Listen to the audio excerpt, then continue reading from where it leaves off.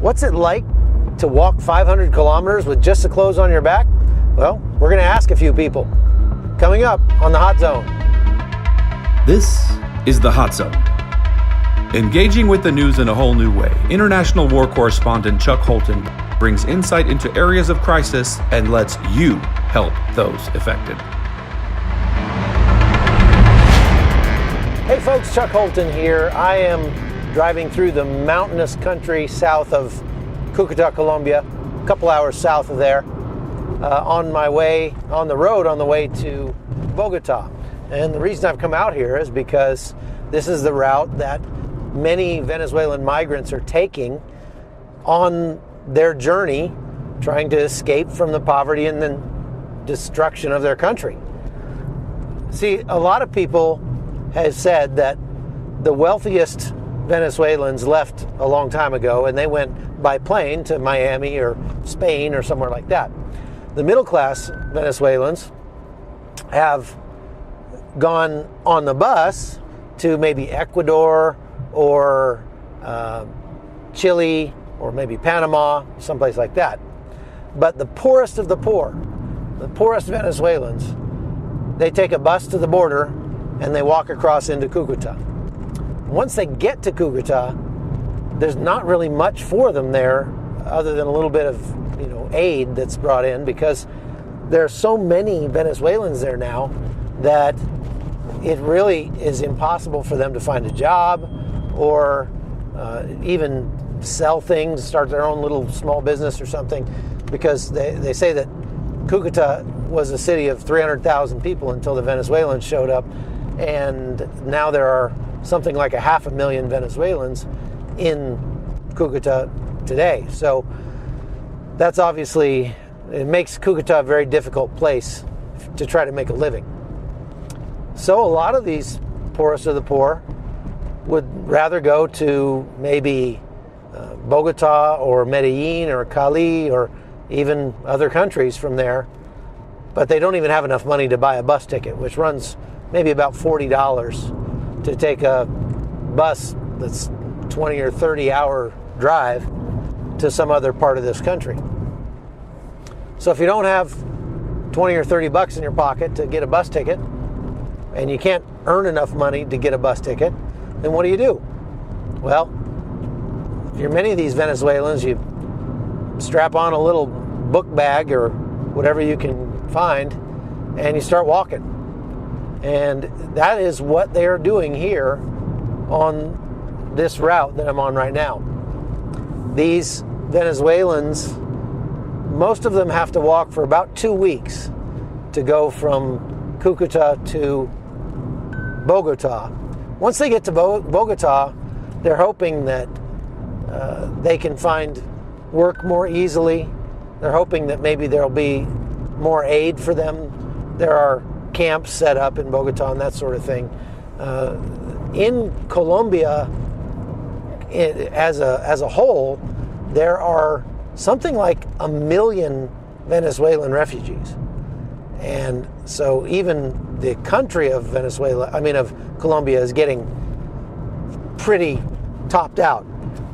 They've done a great job. The government of this country has done a great job of assisting and helping these poor people that are just destitute. And so, you kind of have to make a distinction between the type of refugees who are coming to Cúcuta in order to sell whatever little things they are able to take out of Venezuela and buy food and then carry them back across into Venezuela to their families. And the other kind of refugee, which is people who are just, I'm done with Venezuela. I got to go somewhere else. And they're leaving pretty much for good. There might be a little overlap there because there are some people that say, hey, if Maduro was gone today, I'd be going back to Venezuela tomorrow.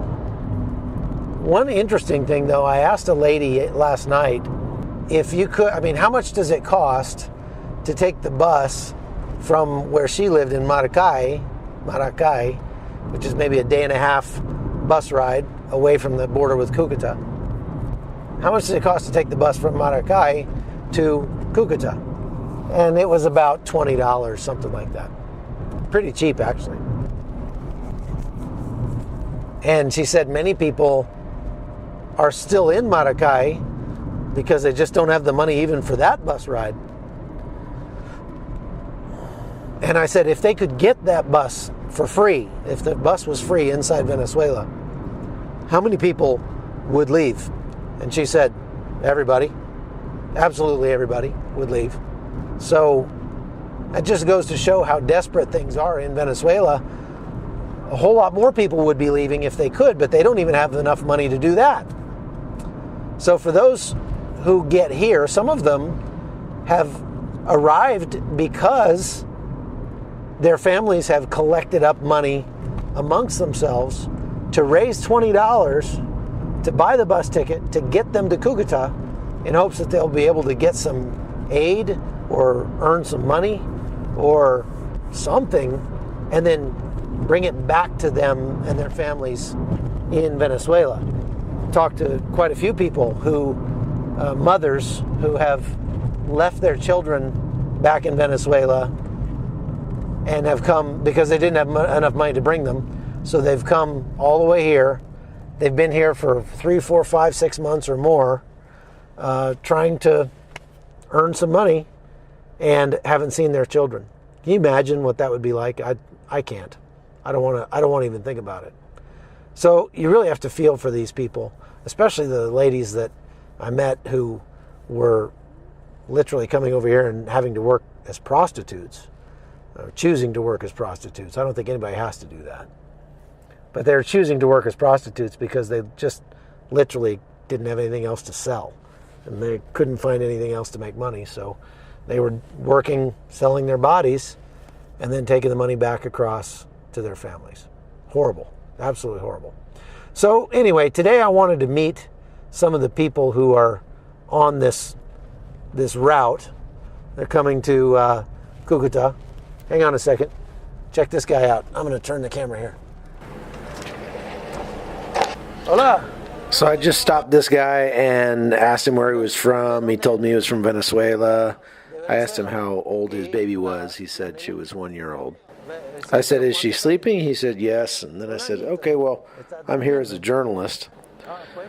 I said, but I'm also here just because I like to help people. And so here's 50,000 pesos. I hope they can help you. And he said what everybody seems to say, and that is, may God multiply this back to you.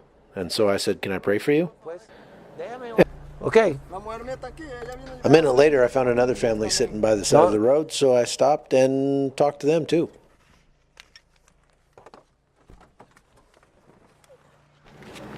I'm saying, hey, excuse me, we want to bless people that are out here. I know you guys have a really difficult journey ahead, very difficult. And there are people in the United States who love Venezuelans, who want to support them, and have sent you some money to help out with your journey. And it's all in the name of Jesus.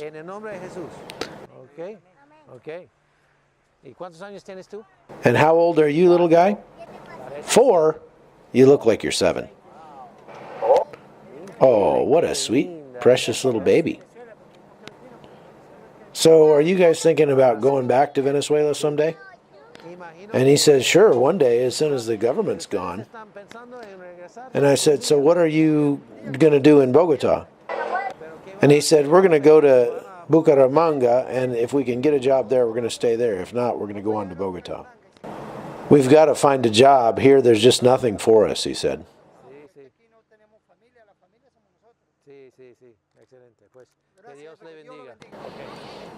So then I just hugged them all and told them I loved them, and off we went.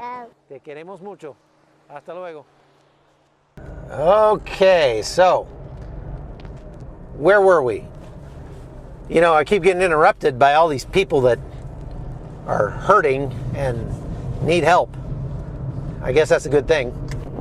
And I got interrupted by a phone call from Fox News. Wanting to see if I can do an interview tomorrow. And perhaps I will.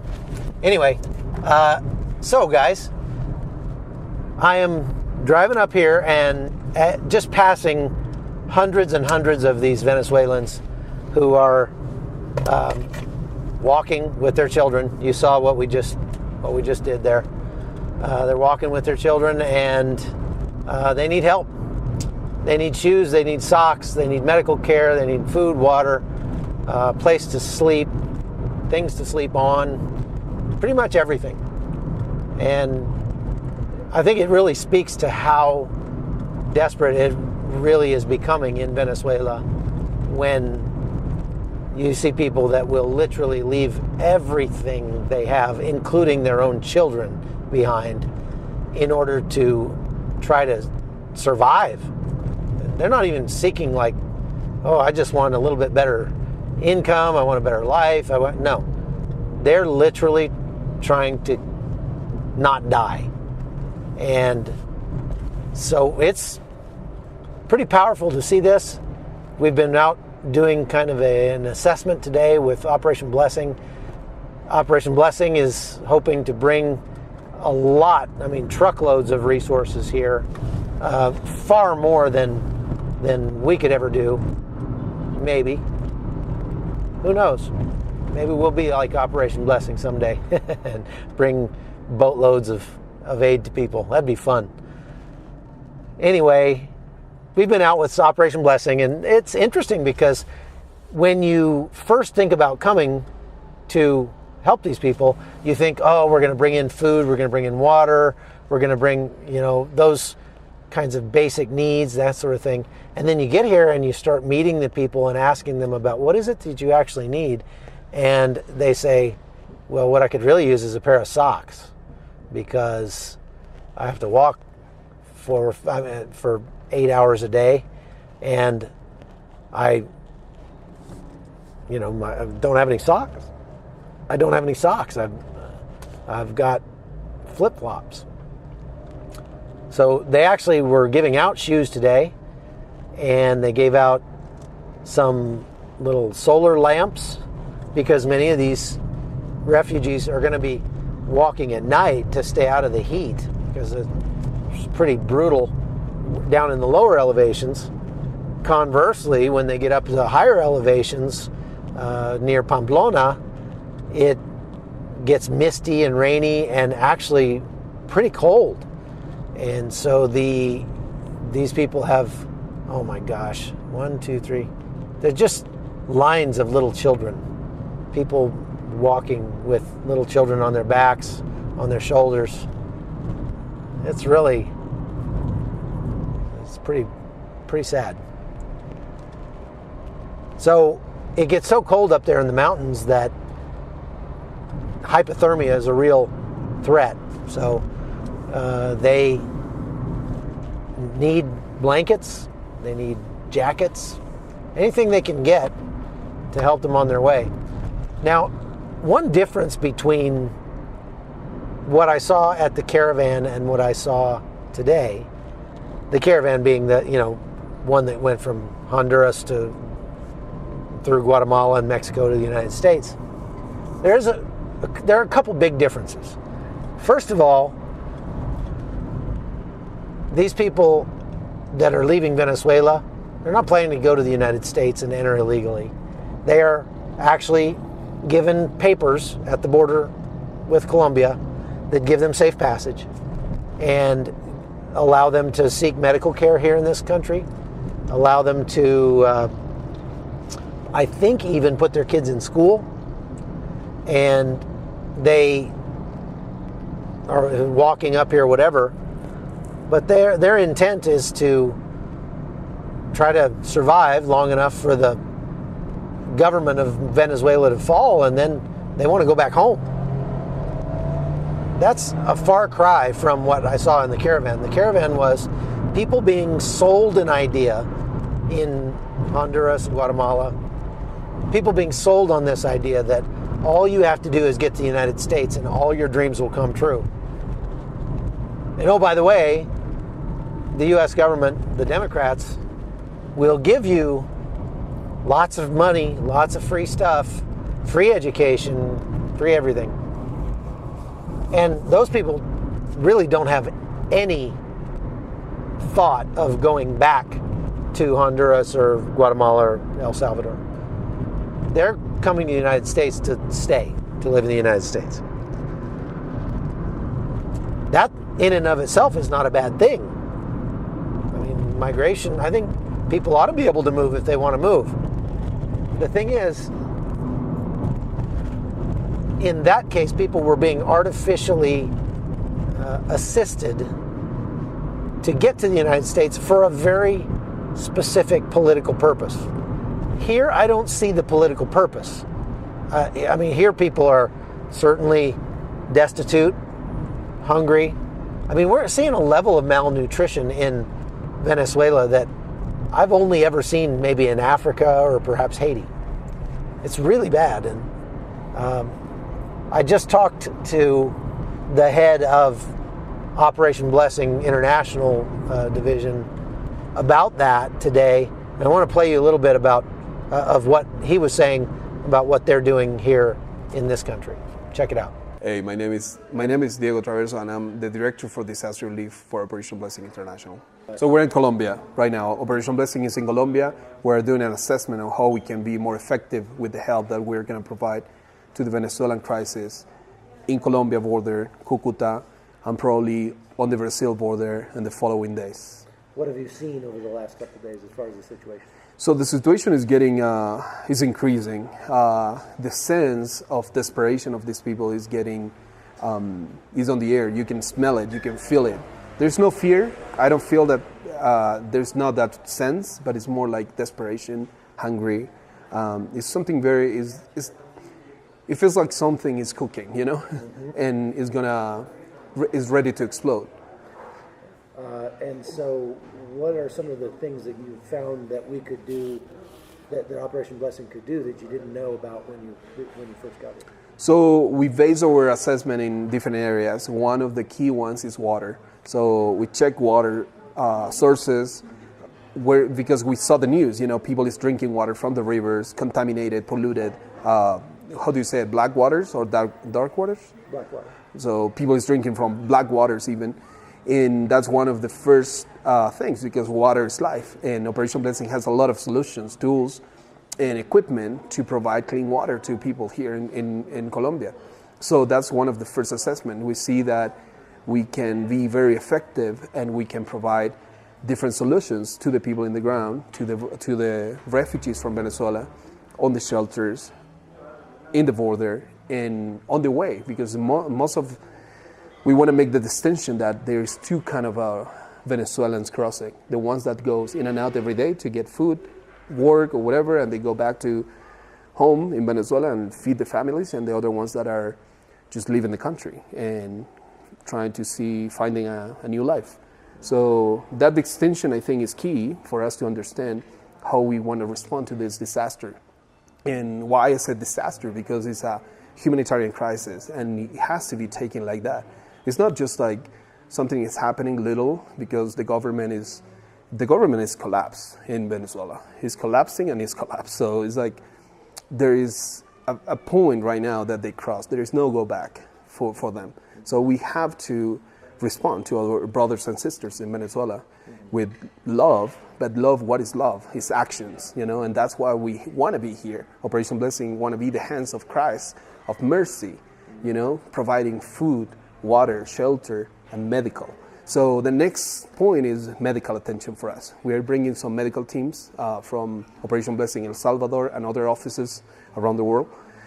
We're trying to coordinate that right now based on the need. And the need is, we're going to focus on nutrition for the children. We see many kids, and people told me, that kid is like 12 years old and looks like 6.